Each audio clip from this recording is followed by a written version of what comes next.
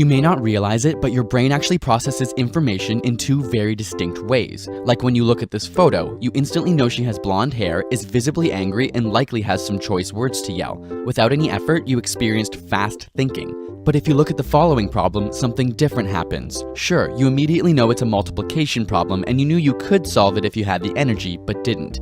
If you do try, your muscles will tense, your pupils will dilate, and your heart rate will increase. Now, you've experienced slow thinking. These two systems of fast and slow thinking dictate much of our perception and reaction in life. Take these lines for example. It's clear that they're different lengths, but if you measure them, they're actually the exact same length.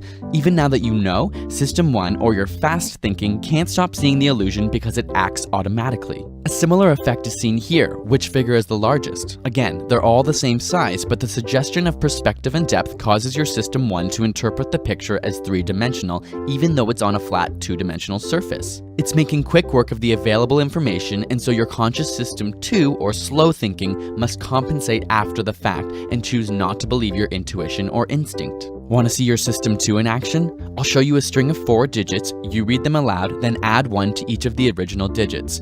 If the card reads 3795, the correct response would be 4806. We'll then go to the next card and you'll do the same, followed by the next card. Ready?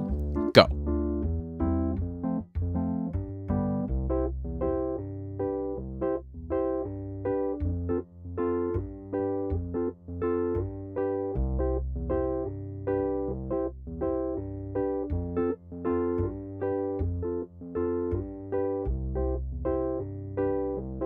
Few people can cope with more than 4 digits, but even harder is add 3. The interesting bit is that though your pupils would have dilated, you often become effectively blind when you fully engage System 2. Did you notice the color of the text change?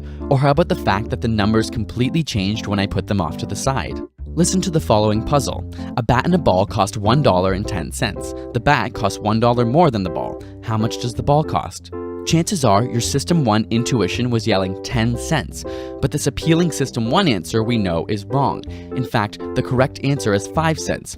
Even if you worked out the correct answer, you likely thought of 10 cents along the way. System 1 is trying to work out an answer as quickly and seamlessly as possible, which is extremely beneficial in everyday life.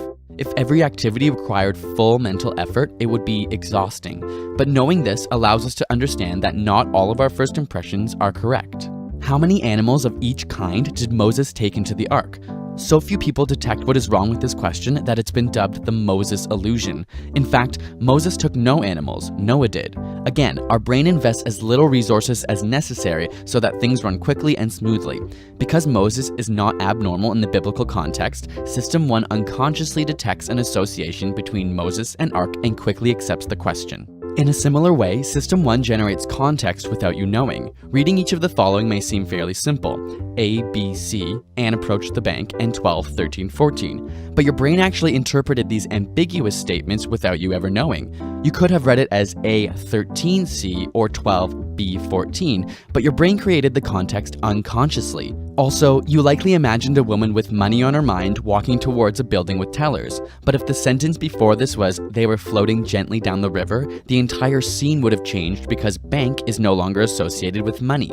Without an explicit context, System 1 quickly generates one based on previous experience. In this case, you've likely visited more banks than rivers, and so the context is resolved accordingly. This ties into a concept called priming. For example, if I said wash, how would you complete this word fragment? Most would see soap, but had I just shown you the word eat, you'd be more likely to see soup. In this way, both eat and wash prime your thoughts. Though System 2 likes to think that it's in charge and knows what's going on, the truth is that priming effects have even been shown to affect and modify behavior. These arise in System 1, and you have no conscious access to them. If you'd like to learn more about the thinking systems in your brain, check out the book Thinking Fast and Slow by Daniel Kahneman, which covers it in great detail. I'll put a link in the description which you can check out. Got a burning question you want answered? Ask it in the comments or on Facebook and Twitter, and subscribe for more weekly science videos.